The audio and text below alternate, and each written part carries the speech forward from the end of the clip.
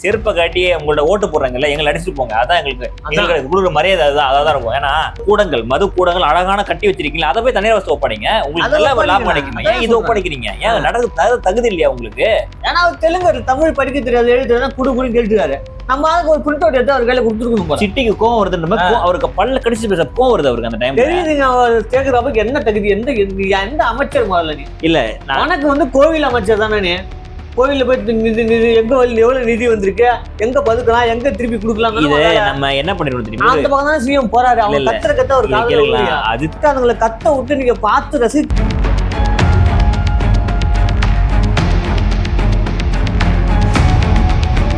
டெய்லியும் கிளவுஸ் கிடையாது. ஏன்னா அவங்க போய் பாரு, அவங்க கையெல்லாம் கிழிச்சிருக்காங்க, காலுக்கு எல்லாம் கிழிச்சிருக்கு. கிளாஸ் ஓடி எடுத்து அவங்க அது மழை பெய்ஞ்சா எங்க தண்ணி நிக்கணும் அவங்களுக்கு தெரியும். அந்த இடத்த அவங்க சரி பண்ணுவாங்க.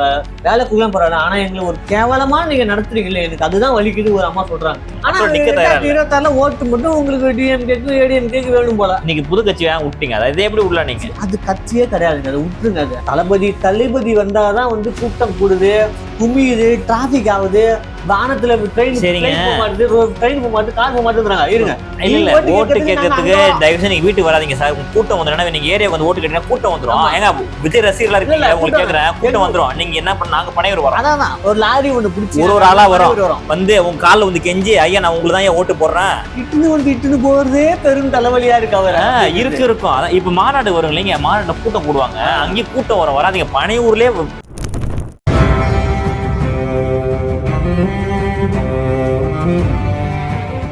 Hello friends, welcome to colour my. Hello friends, welcome to CM சேனல்ல பாக்குற நீங்க சப்ஸ்கிரைப் பண்ணிட்டு சேனல்ல பாருங்க. இன்னைக்கு தூய்மை பணியாளர் ஒரு 10 நாளா போராட்டம் பண்ணிட்டு இருக்காங்க. இன்னைக்கு சேர்த்து 11 நாள் ஆகுது. 12 நாள் ஆக போதுங்க, 2 நெருங்கிச்சு.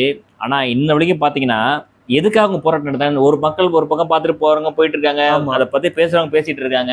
அவங்க ஏன் போராடணும்? நல்லா யோசிச்சு பாருங்க. அவங்களுக்கு தேவையான நீதியை கேட்டு எத்தனை வருஷம், கொஞ்ச நாள் போராடல, அவங்க ஏற்கனவே 10 வருஷம் போராட்டம் இருக்காங்க. அது ஒரு விஷயம். தமிழ்நாட்டுல பலவித போராட்டம் நடந்து கொண்டு, இது மட்டும் கிடையாது, தமிழ்நாட்டுல பலவித போராட்டம் நடந்து கொண்டே இருக்கு. ஆனா எந்த போராட்டத்துக்கும் சரியான நீதி கிடைக்கவே மாட்டேங்குது. இது என்ன சொல்றது? இப்ப இவங்க கேட்கறது என்னதுன்னா, தேர்தல் வாக்குறுதி அப்ப எனக்கு சொன்னீங்களே, அது ஏன் செய்யல? சொன்னீங்களே, செஞ்சீங்களா? அதை மட்டும் தான் கேட்கறாங்க.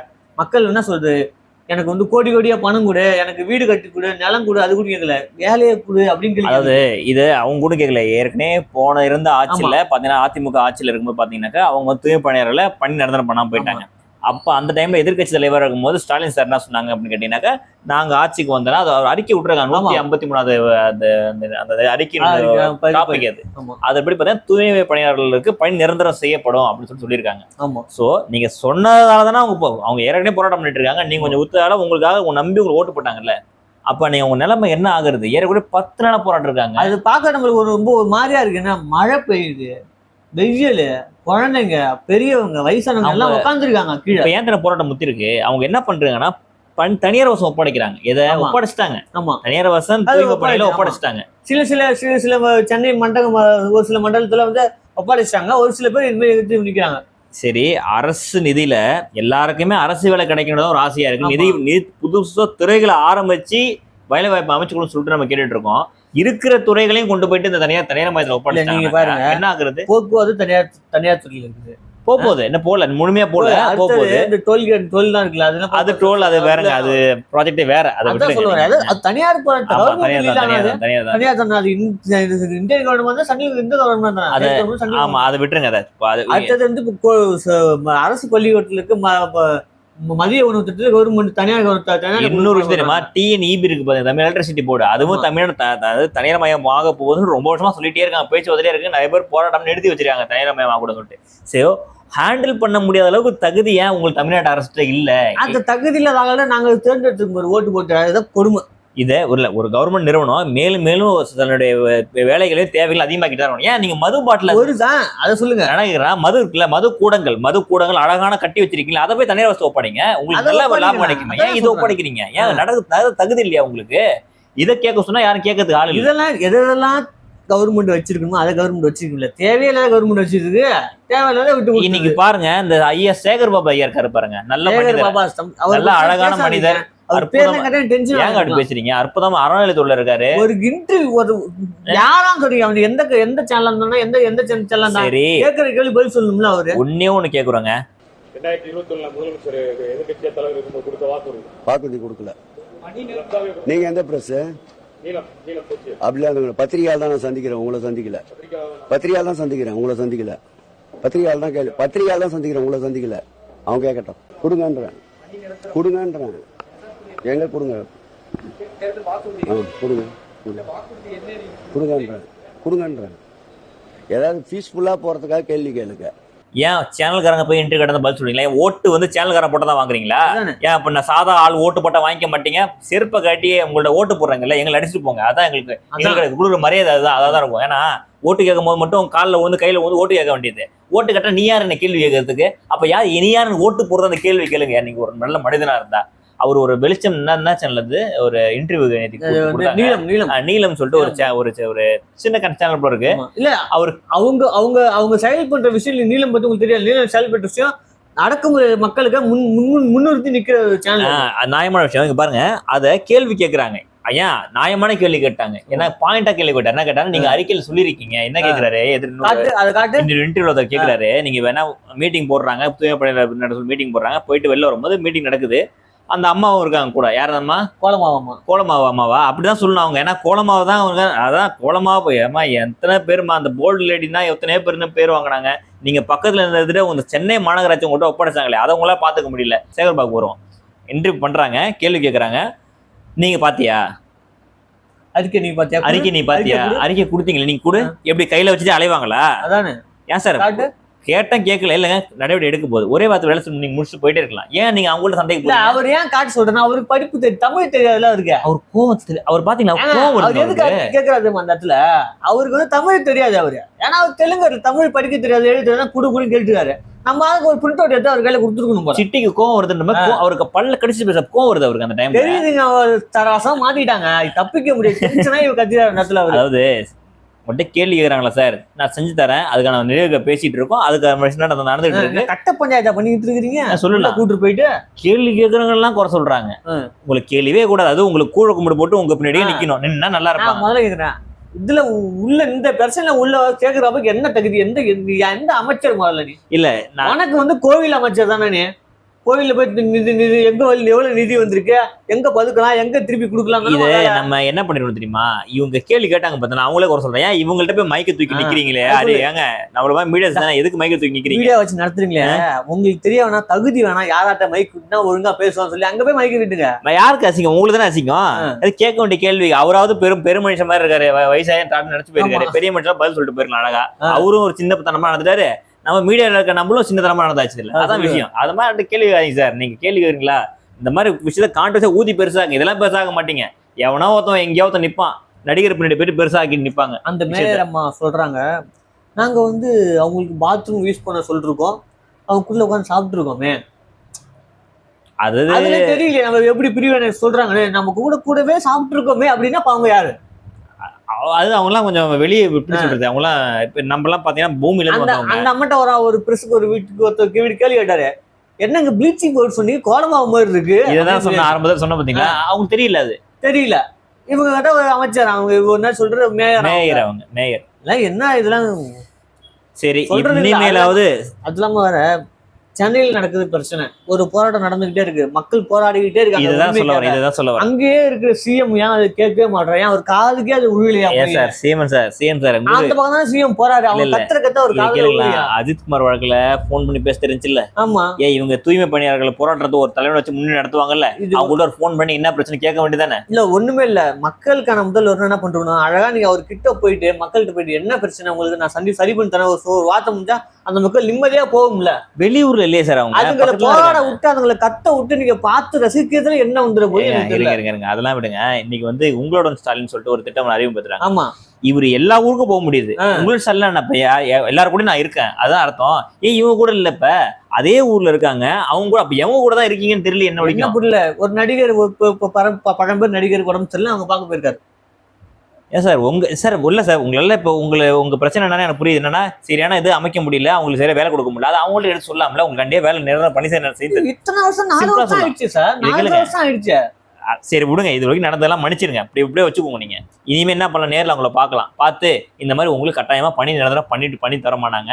நீங்க போராட்டம் பண்ணாதீங்க, நடவடிக்கை எடுத்துட்டு இருக்கோம்னா ஒரே ஒரு வார்த்தை நேர்ல பாத்தீங்கன்னா இவ்வளவு பெரிய எதிர்கட்சி இல்ல. அவங்க தனியார் மத்த விக்கிறப்பவே தெரிஞ்சு போச்சு. ஐயா இதை கேளுங்க ஐயா, எதிர்கட்சிக்கான வேலையை உள்ள வந்த வேலையே இல்லையே, இவங்களே முடிச்சு விட்டு போயிடலாமே. பெரிய கான்ட்ரோவர்சி. அப்ப எதிர்கட்சி வர மாட்டேங்குது வேற, ஏதோ 1-2 பேர் வராங்க, சம்பரத்து வராங்க, பார்த்துட்டு போட்டோ எடுத்து போயிடுறாங்க, அவ்வளவுதான். சரி, இவ்வளவுக்கும் காரணம் யாருங்க? யாருன்னு தெரியல. நீங்க தான் ஓட்டு போட்ட நீங்க தான் எங்களுக்கே தெரியல, யாரை கேட்கன்னு தெரியல. பாருங்க, யாரை கேட்கன்னு தெரியாம சேகர் பாபு எல்லாம் போயிட்டு அவரெல்லாம் போய் கேள்வி கேட்க, உலகம் அந்த மாதிரி ஆயிப்போச்சு. நீங்க தூய்மை பணியாளர் நிலைமை என்னன்னு தெரியல. நீங்க தூய்மை பணியாளர்கள் எல்லாம் என்ன வருது? நம்ம ஏன் அவங்களுக்கு இப்படி சொல்றோம்னா, அவங்க வேலை எவ்வளவு கஷ்டம் தெரியுமா?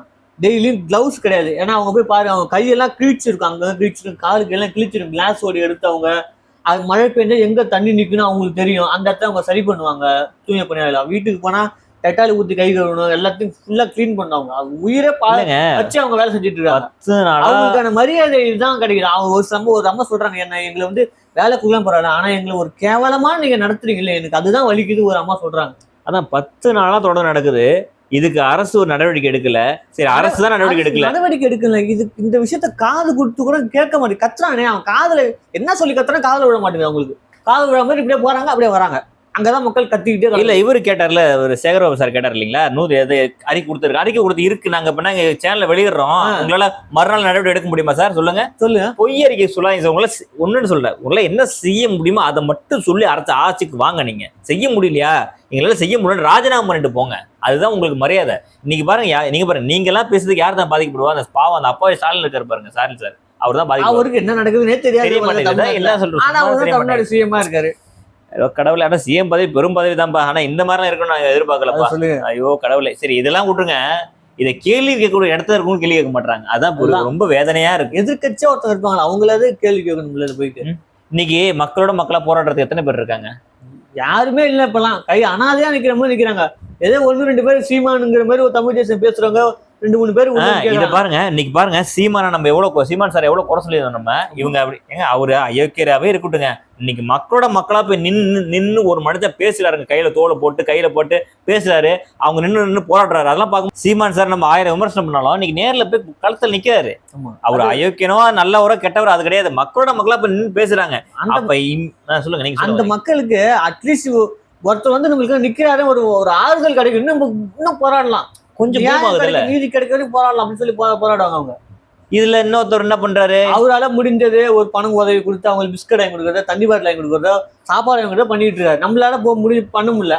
ஆனா இது ஒரு உதாரணம் தெரியுமா? மத்த கட்சிகளும் இந்த மாதிரி சேர்ந்து நம்ம எதிர்பார்க்கற அப்படின்னா மத்த கட்சிகளும் சேர்ந்து போராடணும். ஆமா, எதிர்பார்க்கிற விஷயம் அதுதான்.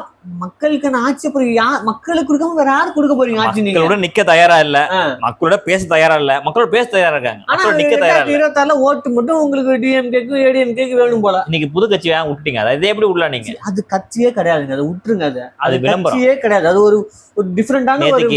நேத்து டிவிக்கு சார்பில் ஒரு வீடியோ ஒன்று போடுறாங்க, அந்த வீடியோ பார்த்தேன். என்னன்னா, மாநாட்டுக்காக என்னது குடிநீர் குழாய்கள் அமைக்கிறாங்களா, மாநாட்டுக்கு வர்றவங்களுக்காக அவ்வளவு பேர் தேவைக்கு பூர்த்தியா அமைக்கிறாங்க. இது ஒண்ணும் இல்லையா, உங்க தேவைக்காக மக்களை வர வைக்கிறீங்க, அவங்களுக்கு அம்சம் தரணும், அது ஃபேமஸா பேசுறீங்க. இன்னைக்கு இவ்வளவு மக்கள் போராடுறாங்க. அதான் 12 நாளாக போராட்டம் நடந்து கொண்டிருக்குது.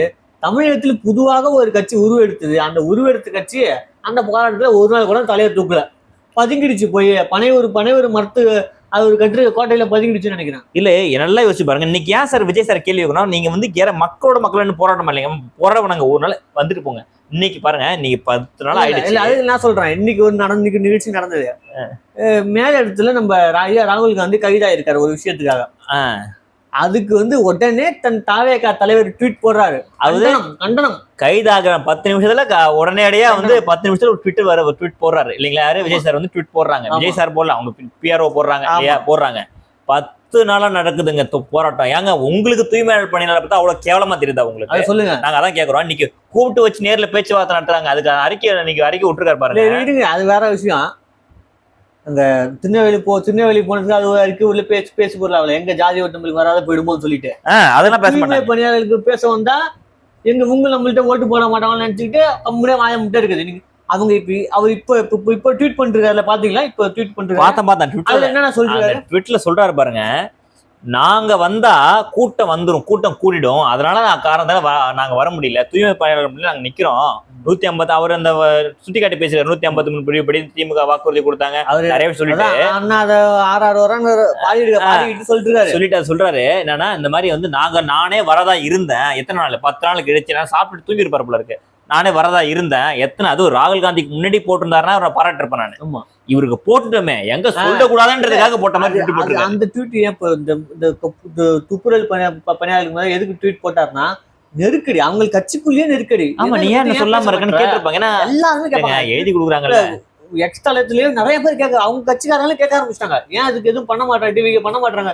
நான் ஒரு கேள்வி கேட்கிறேன், தளபதி வந்தாதான் வந்து கூட்டம் கூடுது, குமியுது, டிராபிக் ஆகுது, வானத்துல ட்ரெயின் போக மாட்டுது, ட்ரெயின் போக மாட்டுது, கார் போக மாட்டேங்கிறாங்க. இருங்க, உங்க கட்சியில இருக்க எத்தனை பேர் இருக்காங்க, பெரிய ஆள் இருக்காங்க, ஆதவ் இருக்கிறாரு, அது வந்து ஓட்டாரு, அவர் வந்து வெட்டி பார்த்துட்டு பிரச்சனை இருக்குதா அப்படின்னு சொல்லி ஓட்டாரு. ஒரு நாள் போராடணும். புஷியானது வந்தாங்க, அவரு வந்தாலுமே கூட்டம் கொடுத்து. அதாவது நான் ஒண்ணு கேட்கிறேன், மக்களுக்காக நிக்காத கட்சி எதுக்கு நீ அங்க நின்னுகிட்டு நாளைக்கு வந்து ஓட்டு கேட்க பணியூர் நாங்க எல்லாம் ஓட்டு கேட்கறது இல்ல ஓட்டு கேட்கறதுக்கு தயவுசெய்து நீங்க வீட்டுக்கு வராதீங்க சார், கூட்டம் வந்துடும், நீங்க ஏரியா வந்து ஓட்டு கேட்டீங்கன்னா கூட்டம் வந்துடும். ஏங்க விஜய் ரசிகர்களா இருக்கீங்க, உங்களுக்கு கேட்கறேன், கூட்டம் வந்துடும். நீங்க என்ன பண்ண, நாங்க பணியூர் வரோம், அதான் ஒரு லாரி ஒண்ணு பிடிச்சி ஒரு ஆளா வரும் வந்து உங்க காலில் வந்து கெஞ்சி, ஐயா நான் உங்களுக்கு தான் ஓட்டு போடுறேன், நீங்க வராதீங்க சார், கூட்டம் வந்துடும் சார், நீங்க வெளில வந்தீங்கன்னா கூட்டம் வந்துடும். அதாவது நாங்க ஒரு சார் உங்க தீவிர ஃபேனா இருந்தோம் சார் ஒரு டைம்ல. அரசியல் வரும்போது பாத்தீங்கன்னா ஃபேனை பிரிச்சுதான் பார்க்கணும். அரசியல்ன்றது 5 வருஷம் உங்களை தமிழ்நாட்டுக்கு உங்ககிட்ட ஒப்படைக்கிறது. நான் சொல்றேன், 2020 டிவிக்கு ஓட்டு போட போறீங்கன்னா ரசிகரா போய் ஓட்டு போடாதீங்க, அவர் எப்படியாப்பட்ட ஒரு அரசியல்வாதியா நினைச்சு போய் ஓட்டு போடுங்க. இப்ப அவர் என்ன சினிமா அதோட விட்டு இடகாசு, சினிமா ஒரு மாயை, தூக்கி கிடாச்சிட்டு தனக்கான தலைவனை நம்ம தான் தேர்ந்தெடுக்கணும். அதாங்க, இது வந்து தலைவனை தேர்ந்ததுக்கான வழி. நீ தலைவனா இருக்கிறதுக்கு என்னென்ன பண்ண, மக்களுக்கு என்ன செஞ்சிருக்க, அதுதான் மெயின் விஷயம். பாருங்க, மக்கள் போராடுறான், இன்னைக்கு வந்து காலத்துல என்ன கூட்டம் கூடுன்னு சொல்றீங்க, நாளைக்கு வந்து இந்த ஓட்டு கேட்கறதுக்கு வராதீங்கன்றானே, ஓட்டு கேட்க வராதீங்க, கூட்டம் கண்டிப்பா வரதான். அது எப்படி அவருக்கு சொல்ல முடியும் தெரியல, நான் வந்தா கூட்டம் கூடும், ஐயா எனக்கு உடம்பு சரியில்லை வர முடியல, இல்ல அவங்களாம் வர, அவங்களாம் பார்க்கறது விருப்பப்பட்டாங்க வர சொல்லலாம், நான் வந்தா கூட்டம். அப்ப ஏங்க ஒரு பெரிய கூட்டத்துல எந்த மதமா இருக்கட்டுங்க, ஒரு சாமி ஏதோ ஒரு சாமி வச்சுங்க, அந்த சாமியை வந்து ரொம்ப நாள் பூட்டி வச்சுதான் பார்க்க வருவாங்க, திறந்து விட்டுருங்க, நீங்க 4 நாள் வந்து பாக்குறாங்களா, கூட்டம் ஆட்டோமேட்டிக்கா குறைஞ்சிடும், டவுன் ஆகும். சராசரி மக்கள் முதல்ல சராசரி மேனா மாறுங்க ஐயா, தயவு செய்யறாங்க. உங்களை கூட்டம் வந்து எப்படியா இவரு சொல்லுவாரு, நீங்க தான் அவருக்கு இட்டுன்னு போறதே பெரும் தலைவலியா இருக்கு. அவர் இருக்கும். அதான் இப்ப மாநாடு வரும் இல்லைங்க, மாநாட்டுல கூட்டம் கூடுவாங்க, அங்கேயும் கூட்டம் வராதீங்க, பனையூர்லயே வீடியோ கால் கான்பரன்ஸ் அங்க பெரிய ஸ்கிரீனா வச்சு அங்க நடத்துங்க. ஏன் சார் இவ்வளவு கேவலமா அரசியல் பண்றீங்க? ஐயோ, அதான் சொன்னேன், டிவிக்கு எல்லாம் ஒரு பார்ட்டியா நீங்க எடுத்துக்காதீங்க. நான் என்ன நினைச்சேன்னா, டிவிக்கு உண்மையா மாற்றாக நாங்களும் அதான் நினைச்சோம், நான் சீரியஸா நினைச்சேன். இப்ப திமுகவுக்கு எதிராக ஒரு மாற்றாக நினைச்சேன். ஆனா இவங்க அவங்க அந்த கரிக்கல விட்டுருக்காருங்க, விளம்பர மாடல் ஆச்சுன்னு சொல்லிட்டு, இவங்க அப்ப என்ன ஆச்சுன்னு தெரியல. அப்பா அந்த ட்வீட் படிக்க முடியலப்பா, அப்படியே பேராகிராஃப் போயிட்டே இருக்கு பாட்டு. அந்த ட்வீட் யாருக்கு சார், அந்த ட்வீட் யாருக்கு சார் போட்டீங்க? தூய்மை பணியாளர் போட்டீங்களா? தூய்மை பணியாளர் எத்தனை பேர் ட்விட்டர் வச்சு யூஸ் பண்ணிட்டு இருக்காங்க, அது சொல்லுங்க. நீங்க யாருக்கு போடுறீங்க நீங்க சார்? நேரில் வந்து ட்விட்டர் போட்ட விஷயத்த கூட்டம் கூடா சார், நீங்க கூட்டம் கூடா கான்ட்ரவர்சி சார் அது. அந்த இடத்துல கூட்டம் கூடனா என்ன தெரியுமா ஆகும், எல்லாரும் திரும்பி பார்ப்பாங்க. அப்ப அந்த கூட்டம் தமிழ்நாட்டுக்கே தெரியும். உங்களுக்கு தெரியுமா, இன்னைக்கு வந்து ராகுல் காந்திக்காரங்க ட்வீட் போட்டால, அதுவே வந்து பெரிய நியூஸ் சேனல் பேசும்போதெல்லாம் ஆகப்படுது இந்தியாவில், இந்தியா நேஷனல்ல. அப்ப இது ஒரு எப்படி இருக்கும் ஐயா? நீங்க கூட்டம் கூட டிராபிக் ஆகுதுன்னு வச்சுக்கலாம், இப்ப தூய்மை பணியாளர் பெரிய சப்போர்ட்டா தான் ஆகும். இப்ப பெரிய பூமாக்கும் அந்த பிரச்சனை என்ன ஆகும், அடுத்த கட்டம் இந்த லெவல்ல பேசப்படும். ஆமா, நீங்க பெரிய ஆள் தான் சார் இருக்கீங்க, நடிகர் முகம் தெரிஞ்ச ஒரு ஆள் தானே, ஏன் அந்த கூட உங்களுக்கு என்ன பிரச்சனை? ஏன் வெளில எந்த பிரச்சனை சரி, இந்த ஜாதி கட்சி கொள்ள நடந்துச்சு இல்ல, ஆணவ கொள்ள நடந்துச்சு இல்ல, ஏன் இன்ன வரைக்கும் டிவிக்கு சார்பில் எந்த முடிவு எடுக்கல? அப்ப நீங்க அந்த ஜாதிக்கு சப்போர்ட் பண்றீங்களா, அந்த ஜாதிக்கு எதிராக நிக்கிறீங்களா? உங்க நிலைப்பாடு என்ன? ஜாதி மேட்டர்ல அங்க நடந்த அநீதிக்கு தான் குரல் கொடுக்க சொல்றேன். நாங்க மனுஷனுக்கு அங்க நடந்த அநீதிக்கு குரல் கொடு.